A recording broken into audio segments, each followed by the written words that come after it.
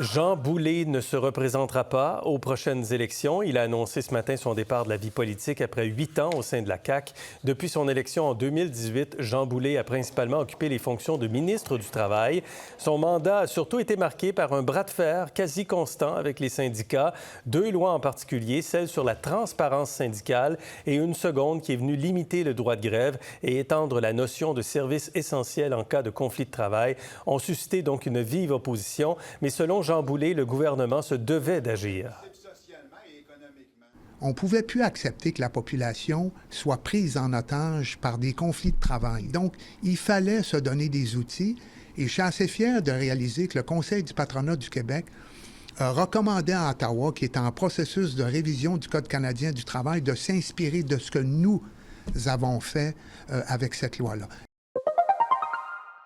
Avec nous, Michèle Lambias-Meunier, présidente et chef de la direction du Conseil du patronat du Québec. Bonsoir. Bonsoir. Vous avez entendu M. Boulet parler donc de son projet de loi 89 pour limiter le droit de grève et de lock-out. Est-ce que vous mettez ça, vous, dans les bons coups de M. Boulet? Oui, absolument. On considère que M. Boulet, le ministre Boulet, a fait preuve de courage en menant ce projet de loi-là 89, qui venait vraiment protéger la population dans sa capacité à avoir accès à des services qui sont jugés essentiels, mais aussi, au niveau de l'économie, ça vient créer des assurances ou des protections additionnelles pour les entreprises, pour la population également. Donc, absolument, ça fait partie des bons coups. Le milieu syndical, toutefois, la CSN a parlé d'une bombe anti-syndicale. Est-ce que c'est pas venu contribuer à détériorer le climat social? C'est certain que ça a créé des tensions dans le dialogue social.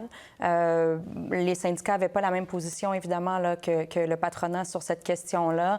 Pour nous, c'est sûr que ça amène ou ça apportait une capacité additionnelle du gouvernement de pouvoir agir lorsque c'était nécessaire, mais toujours en préservant la capacité pour les syndicats de faire une grève si c'était nécessaire ou d'aller en négociation collective. Donc, l'idée, c'était vraiment de protéger l'économie avec ce projet de loi-là, puis de protéger les services essentiels. Ouais. Réaction de la présidente de la FTQ, Magali Picard. On est venu enlever, dans le fond, le moyen encore le plus puissant aux travailleurs d'avoir une négociation juste et équitable, qui est le droit de faire la grève lorsqu'on fait face à des employeurs qui sont de mauvaise foi. Alors, on est venu sabrer dans ces droits qui sont absolument fondamentaux.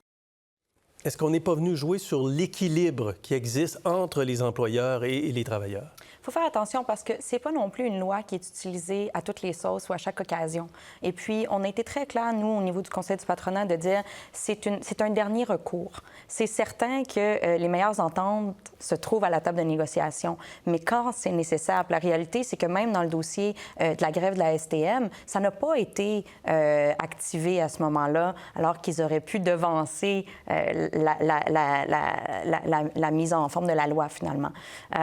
Donc, c'est de l'utiliser avec parcimonie uniquement lorsque c'est vraiment nécessaire. Parmi les autres réformes ou lois du ministre Boulet, il y a la loi sur l'encadrement du travail des enfants. Oui. Il y a un guide qui vient d'être publié sur l'intégration responsable de l'intelligence artificielle en entreprise. Ça a été lancé tout juste au début de la semaine. Ça vient changer quoi? Bien, en fait, le guide sur l'intelligence artificielle, ce qui est intéressant, c'est qu'on vient encadrer avec ce guide-là. Puis c'est vraiment, je dis on parce que le Conseil du patronat était à la table de discussion, de travail dans ce comité-là avec les contreparties syndicales pour définir quelles seraient des recommandations, parce que c'est pas un projet de loi non plus, mais des recommandations qui permettraient à des employeurs de mieux intégrer les nouvelles technologies, de capitaliser sur ce que ça peut apporter d'un point de vue de la productivité, sans pour autant que ça se fasse au détriment des travailleurs. Donc, l'idée, c'était de trouver un équilibre avec lequel on se sentirait confortable, mais sans que ce soit trop contraignant, parce que l'idée, c'était pas non plus d'ajouter des nouvelles lois ou une nouvelle couche réglementaire pour les employeurs. On a appris également que les cotisations des employeurs au régime de santé et de sécurité vont augmenter. Le taux moyen de cotisation actuellement est de 1,54 $ par 100 $ de masse salariale. Ça va passer en 2027 à 1,71 $. C'est une hausse de 11 % en moyenne qui vient changer quoi exactement pour les employeurs? Pour les employeurs, ça représente, puis c'est vraiment, ça nous laisse sur un goût amer par rapport à tout ce mandat-là du ministre Boulet, les bons coups qu'il a réalisés.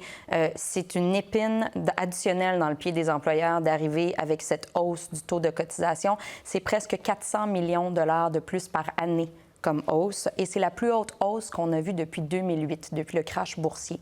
Et donc, pour les employeurs, c'est de dire, mais dans un contexte où on est dans une économie qui est fragilisée, on fait face à des tarifs. D'un point de vue de la géopolitique, il y a énormément d'incertitudes encore. On vient rajouter une couche additionnelle au niveau des coûts, de ce que ça représente, sans, en contrepartie, être capable d'assurer une efficacité du système. Donc, plus de coûts, moins d'efficacité, moins de résultats. Puis dans le contexte où il y a une grande compétition entre les juridictions, chaque signal envoyé pour le milieu des affaires est fondamental. Puis le signal qu'on envoie aujourd'hui, c'est payer plus pour moins. Bien, pour moins ou pour plus. Peut-être que c'est payer plus pour plus aussi. Notre système de santé a besoin d'argent. Donc, je présume que le calcul qui est fait par le gouvernement aujourd'hui n'est pas là pour contrarier les entreprises. C'est parce que c'est nécessaire. C'est parce qu'il y a des lacunes dans ce système-là présentement au niveau de certains critères, au niveau de certaines obligations. Et donc, nous, ce qu'on demande, c'est de revoir ces obligations-là. Puis je vous donne un exemple très concret. On pourrait donner plus de pouvoir à d'autres spécialistes de la santé qui vont au-delà du médecin traitant pour diagnostiquer ou pour autoriser des retours au travail. Est-ce qu'on n'est pas en train de faire ça? On ne le fait certainement pas assez parce que la charge, le nombre de dossiers ne cesse de s'accumuler et les autres professionnels de la santé qui ne sont pas les médecins traitants ne peuvent pas permettre un retour au travail. Quels sont les secteurs les plus touchés par la hausse de cotisation? On s'attend à ce que ce soit le secteur de la fabrication, donc le manufacturier, qui pourrait voir là, une augmentation jusqu'à environ 30 %. Ça reste à définir. Campagne électorale, ça commence dans quelques semaines. Oui. Quelles sont vos 2-3 attentes principales au CPQ? Bien, les attentes sont claires, puis les partis les connaissent par ailleurs. Donc là, ça va être de voir à quel point vous êtes capable de passer à l'action. Je vous dirais que la priorité numéro 1 pour les employeurs qu'on représente, c'est la question de l'accès à une main-d'œuvre qualifiée. Donc le parti qui va vouloir se définir comme le parti de l'économie va devoir arriver avec une stratégie de main-d'œuvre extrêmement rigoureuse, extrêmement collée sur les besoins du terrain. Donc, plus de travailleurs temporaires?